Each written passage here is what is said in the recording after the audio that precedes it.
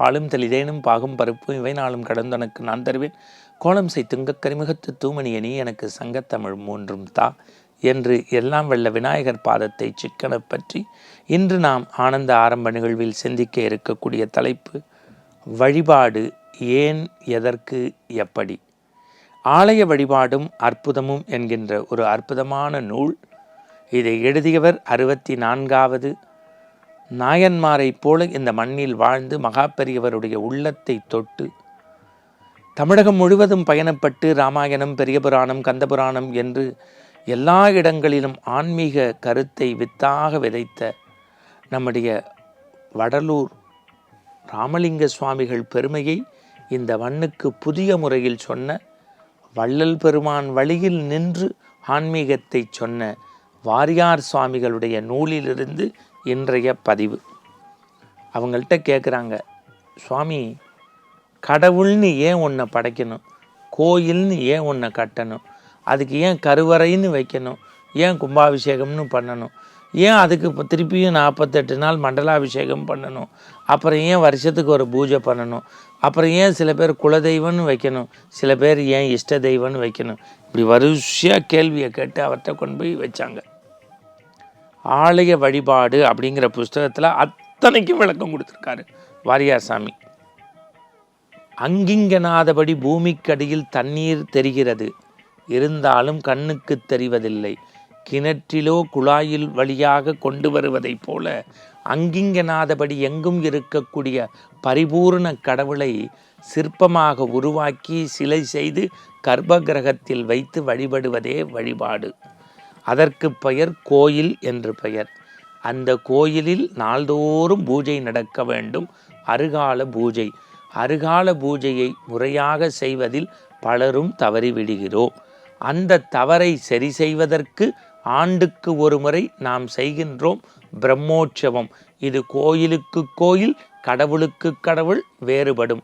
அந்த பிரம்மோற்சவத்து குறையை சரி செய்வதற்கு 12 ஆண்டுகளுக்கு ஒரு முறை பெருஞ்சாந்தி பெருவிழா நடத்துகின்றோம். இந்த பெருவிழாவினுடைய நோக்கம் ஆண்டுக்கு ஒரு முறை நடத்துவதல்ல, கோயிலை சிதலமடைந்து செப்பனடைந்ததை சரி செய்வதற்கு 12 என்பது புனிதத்தன்மை.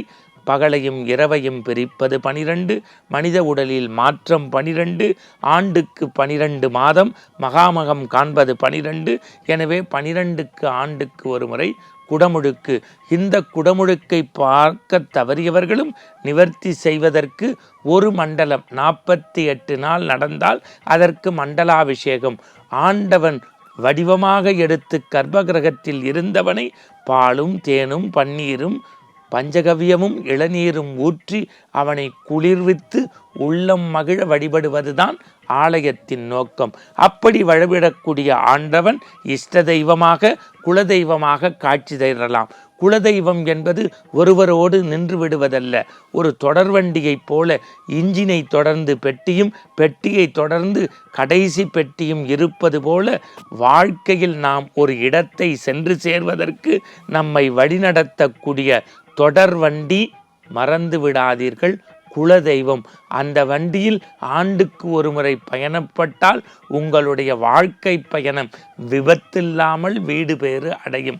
இவற்றையும் விட நாள்தோறும் நீங்கள் இஷ்ட தெய்வத்தை வழிபடுவதற்கு இல்லத்தில் இருந்தபடியே ஒரு ஆண்டவனை நேசித்து பூசித்து வழிபட்டால் அதற்கு இஷ்ட தெய்வம் என்று பெயர்.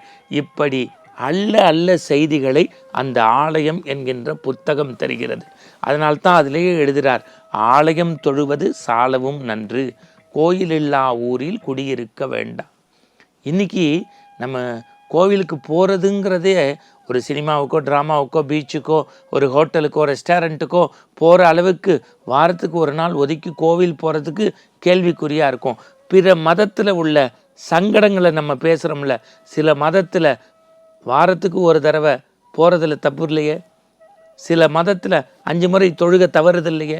நம்ம மட்டும் இஷ்டம் இருந்தால் போகிறோம், கஷ்டம் இருந்தால் போகிறோம். கடவுள் ஏடிஎம் மிஷின் அல்ல. எப்போதும் அருள் கிடைக்க நித்தமும் வழிபாடு செய்யுங்கள். ஆலய வழிபாடும் அற்புதமும் வாரியார் வழியில் நின்று நேசிப்போம். மீண்டும் நற்சிந்தனையோடு நாளை சந்திப்போம். வணக்கம்.